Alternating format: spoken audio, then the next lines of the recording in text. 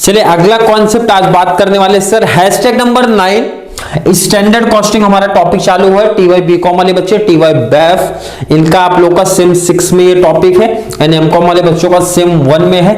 MCom वाले बच्चे starting से प्रैक्टिस करते रहो, जैसे वीडियो अपलोड होती है वैसे ही प्रैक्टिस करना स्टार्ट कर दो ताकि एग्जाम से पहले बहुत अच्छे तरीके से प्रिपरेशन आप लोग का हो जाए।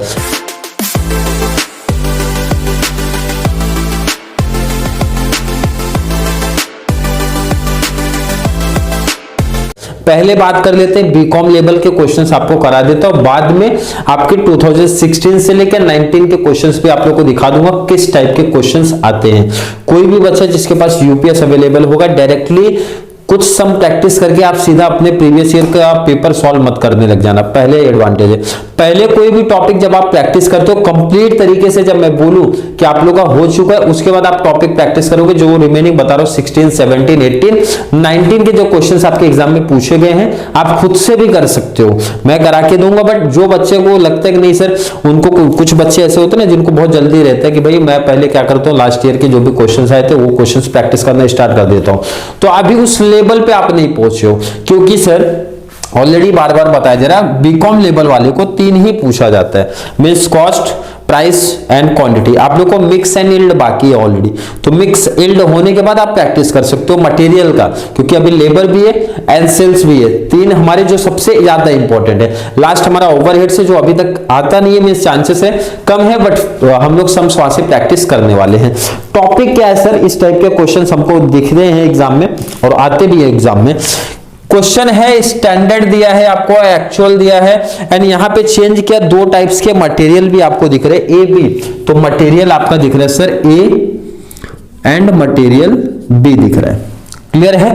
पहले स्टैंडर्ड आप प्रॉपर तरीके से पढ़ लो भाई, ऊपर की कहानी लाइन ऐड देखो, लाइन पढ़ लेना, उतनी बड़ी कहानी क्लियर सिंपल सा बोलो, जो सीधा इंपॉर्टेंट कॉन्सेप्ट है उसकी बात कर लेते हो। 10 यूनिट्स का 10 केजी का डिटेल है, इसका मतलब सर हमारा स्टैंडर्ड 10 केजी का है, क्लियर है क्या? बिल्कुल सर है। मैं अगर बात करूं मटेरियल ए बी, ढूंढना नहीं है, सीधा क्लियर बोला है। क्वांटिटी कितना है सर? 84 है, 84। और मैं आपसे रेट पूछूं सर 64 है, 6 में 8 6 48 4 4 जा, ये तो मल्टीप्लाई करके अमाउंट आ गया, इसमें तो कोई दिक्कत नहीं है, क्लियर है सर। आगे डिटेल पूछूं मैं आपसे, एक्चुअल कितना दिया है सर? 1000 केजी, 1000 केजी, क्लियर है? बिल्कुल सर। क्वांटिटी आपसे पूछूं 750, 500, क्लियर है सर? बिल्कुल क्लियर है। रेट आपसे पूछूं सर 7 और 5 का है, क्लियर है? बिल्कुल क्लियर होना चाहिए यहां तक का कॉन्सेप्ट। चलिए मल्टीप्लाई ले लेता हूं, 5 5 जा 25 आ गया, और इसका मल्टीप्लाई 7 का 0 में 0 होता है, 7 5 जा हमारा सर 35, 3 हो गया, 7 7 जा 49, 49 प्लस 3 52। कैलसी से मल्टीप्लाई करके आप लोग देखना, मैच कर लेना। यहां तक का किसी बच्चे को कोई भी डाउट, कोई भी कंफ्यूजन नहीं क्रिएट होना चाहिए। अब आगे की कहानी देखो भाई, स्टैंडर्ड मैंने 10 केजी का सोचो और एक्चुअल में 1000 केजी बना रहा हूं भाई, 10 का कंपेयर 1000 से हो सकता है क्या सर? बिल्कुल नहीं होगा। इसका मतलब नेक्स्ट हमारा जो टेबल आता था अभी तक का, जो मैंने यहाँ पे नहीं लिखा है ना, आपको अब लिखना पड़ेगा सर। क्या हमारा नेक्स्ट एक स्टैंडर्ड बनेगा फिर से, और कितने का सर? 1000, क्लियर है क्या? बिल्कुल, सबको समझा। नेक्स्ट हमारा जो स्टैंडर्ड बनता है कब बनेगा, किस बेस पे बनेगा? जब हम लोग एक्चुअल मींस स्टैंडर्ड कुछ और सोच रहे भाई, एक्चुअल तो कुछ ज्यादा ही है, कुछ ज्यादा है, तो उसको उस लेवल में सोचना पड़ेगा जाके। मींस अगला टेबल आप फिर से बना लो सर, हमारा आ जाएगा क्वांटिटी, रेट एंड अमाउंट, बिल्कुल क्लियर होना चाहिए आप लोग का कॉन्सेप्ट। चलिए नेक्स्ट ये टेबल बढ़ा लो आप आगे।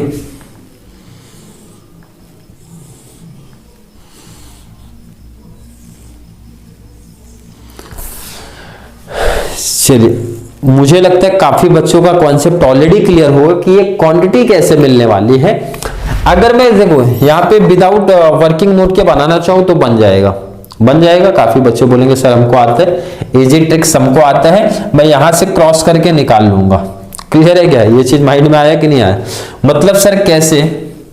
मतलब ऐसे सर, वर्किंग कैमरे में लास्ट में चलो दिखेगा वहां पे, मतलब सर 10 kg।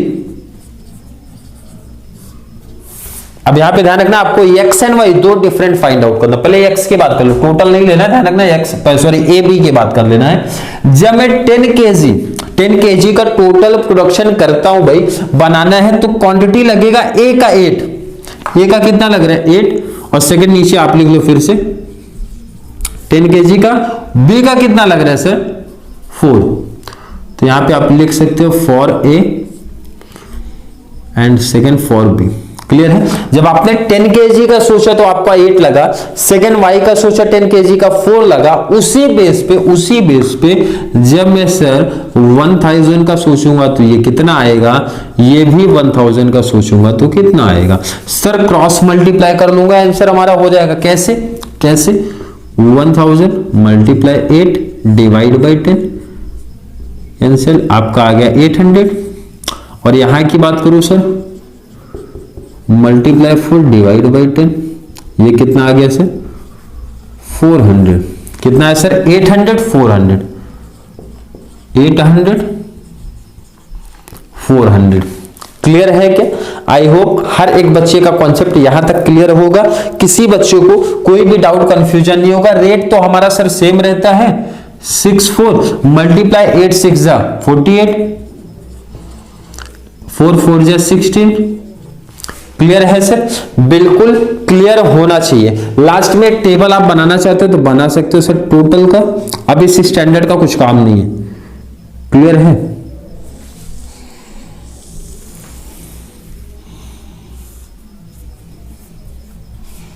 क्लियर। और टोटल में ना आप सिर्फ कॉस्ट लिखा करो, मतलब इसका टोटल लिखा करो 5 + 2 7 750, इसका टोटल। क्लियर है? क्लियर होना चाहिए। चलिए पहला डिटेल क्या क्या हम लोग को करना रहता है सर, पहला मटेरियल कॉस्ट वेरिएंस। अब ध्यान रखना कि लास्ट वाले में 2 बार फॉर्मूला मैंने अप्लाई करके आप लोग को दिखाया था, बट इसमें एक ही बार अप्लाई करके दिखाऊंगा। इस टाइप से भी आप लोग कर सकते हो। क्या sir? Standard cost minus actual cost. पहले मैं फॉर्मूला लिख देता हूं, standard cost minus actual cost, उसके बाद यहां लिखूंगा ए, यहां लिखूंगा बी। मैंने आपसे पूछा ए का स्टैंडर्ड कॉस्ट क्या है, ए का स्टैंडर्ड कॉस्ट, ए का स्टैंडर्ड कॉस्ट, ये स्टैंडर्ड नहीं सर, ये स्टैंडर्ड देखना। कॉस्ट आपका सर 4800 है, माइनस एक्चुअल कॉस्ट कितना लगा एक्स ए का सर 5250। क्लियर है क्या? Clear sir. बी का अगर मैं पूछूं 1600 बट एक्चुअल लगा है 1600 स्टैंडर्ड है, एक्चुअल में अप्लाई हुआ सर 2500। चलिए माइनस करके आंसर लिख दो आप, 200 यहां 250 यहां, तो आपका आ गया 450, माइनस में आ रहा है तो माइनस में आया सर, इट मींस एडवर्स है आपका। 16 में से 25 गया सर 900, ये भी आपका माइनस में आ रहा है, मींस एडवर्स में आ रहा है। क्लियर है क्या सर? बिल्कुल क्लियर होना चाहिए। आप इसका टोटल भी कर सकते हो sir, total material cost variance, total कर लो एडवर्स। क्लियर है? क्लियर। यहां तक किसी बच्चे को कोई भी डाउट, कोई कंफ्यूजन नहीं क्रिएट होना चाहिए। बिल्कुल क्लियर है सर। नेक्स्ट अगर मैं आपसे पूछूं सेकंड सर हमारा क्या कॉन्सेप्ट है, क्लियर है सर, मटेरियल प्राइस वेरिएंस है। क्या फॉर्मूला सॉरी कॉन्सेप्ट है प्राइस वेरिएंस। फॉर्मूला याद होना चाहिए आपको। क्या फॉर्मूला है सर? प्राइस की जब बात होती है standard price minus actual price multiply, price में से प्राइस माइनस होता है, स्टैंडर्ड में से एक्चुअल माइनस हो जाएगा, मल्टीप्लाई सर एक्चुअल क्वांटिटी हमारा होता है। अब फॉर्मूला याद है, क्यों है ये लॉजिक अब यहाँ नहीं थोड़ी बताएंगे, वो ऑलरेडी है इंट्रोडक्शन पार्ट से बताते हुए आ रहे, तो ये यहाँ मैं मान के चलता हूँ आप लोग को फॉर्मूला याद है, फॉर्मूले का कॉन्सेप्ट आपको समझा है। अगर मैं आपसे पूछूं भाई ए का बी का, ए का स्टैंडर्ड प्राइस क्या था? स्टैंडर्ड प्राइस ए का सर 6 है, बी का स्टैंडर्ड प्राइस 4 है, माइनस कर दो। एक्चुअल प्राइस कितना था सर? ए का 7, बी का 5, लिख दो। मल्टीप्लाई एक्चुअल क्वांटिटी सर ए का 750 है और बी का आपका 500 है। कैलसी उठाओ, 6 माइनस 7 करोगे -1 आएगा, -1 इंटू 750 किया तो सर -750 मीन्स आपका 750 एडवर्स आएगा।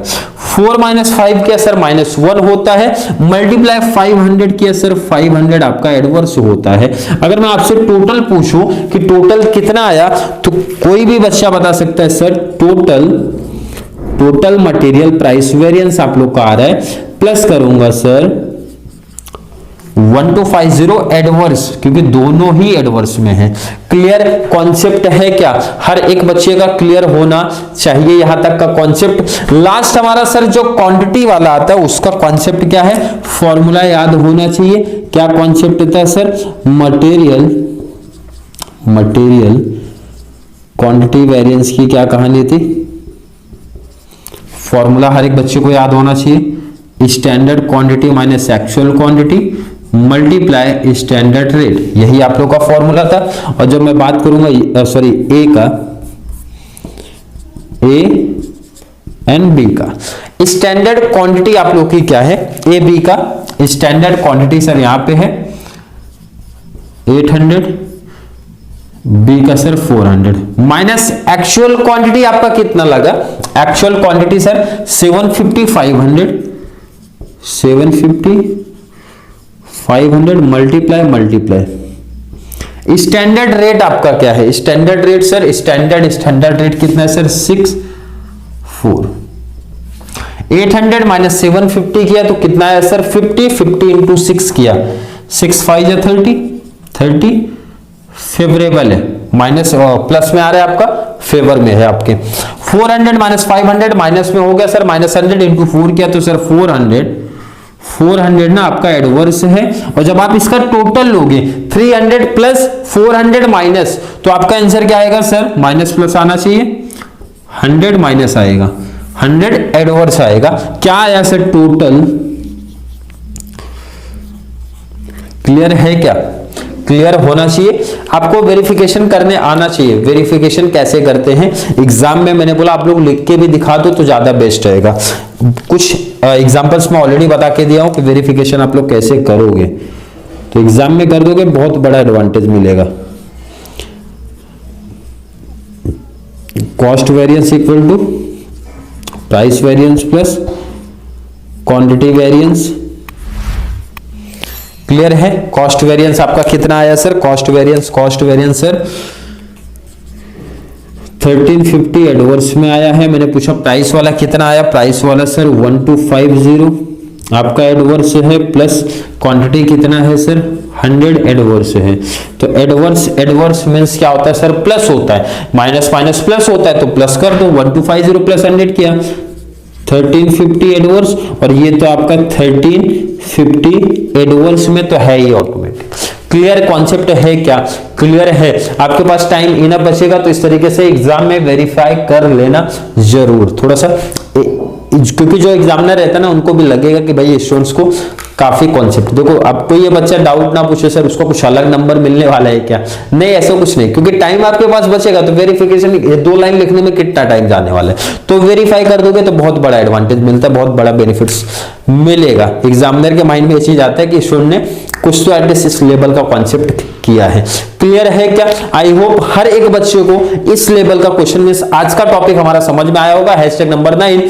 फिर भी किसी बच्चों को थोड़ा सा भी डाउट कंफ्यूजन अभी भी क्रिएट हो रहा है, भाई कमेंट बॉक्स खुला है। बीकॉम वाले मींस क्योंकि अभी तक 3 ही कॉन्सेप्ट आपका सोच के ही करा रहा हूं, आपका सोच के ही कराए जा रहे हैं, आगे के मिक्स एंड इल्ड नहीं ऐड कराए जा रहे। उसका रीजन है कि पहले आपका 100% क्लियर कॉन्सेप्ट हो जाए, जिस टाइप के आपको पूछे जाते हैं। अभी देखो यही सम एमकॉम वाले बच्चों को भी आता है, सीए इंटर वाले बच्चों को भी आता है, सीएमए इंटर लेवल के बच्चों को भी आता है, बट डिफरेंस क्या रहेगा? यही काम उनको भी करना है, बस मिक्स एंड इल्ड ऐड हो जाएगा और कुछ ऐड होने वाला नहीं। इसीलिए बैफ एमकॉम वाले बच्चे जो सम्स आप प्रैक्टिस करते हुए चल रहे हो, आगे के 2 means 4 and 5 yield and mix के लिए जगह साइड रख लेना। आप लोगों को प्रैक्टिस करना है मिक्स एंड इल्ड का, क्योंकि 4 से 5 सम मैं करा के दे दूंगा, मिक्स भी इल्ड भी 5 सम इनफ हो जाएंगे, बाकी के रिमेनिंग में आप लोग खुद से कर लेना। देना। क्लियर है क्या? क्लियर होना चाहिए। तो चलिए, वीडियो थोड़ी सी हेल्पफुल लग रही है तो वीडियो को लाइक करना, अच्छे से कमेंट ऐड करते रहा करो, जितना ज्यादा पॉसिबल हो सके ना कॉमर्स सेक्शन वाले बच्चों को शेयर करते रहो भाई, शेयर करते रहो, शेयर करते रहो, शेयर करते रहो, ताकि कॉमर्स वाले बच्चों को भी इस चैनल के थ्रू बहुत सारा बेनिफिट्स मिलता रहे और इसी तरीके से चैनल से कॉमर्स वाले बच्चे जुड़ते रहे। तो चलिए मिलेंगे नेक्स्ट क्लास में, तब तक के लिए थैंक यू सो मच।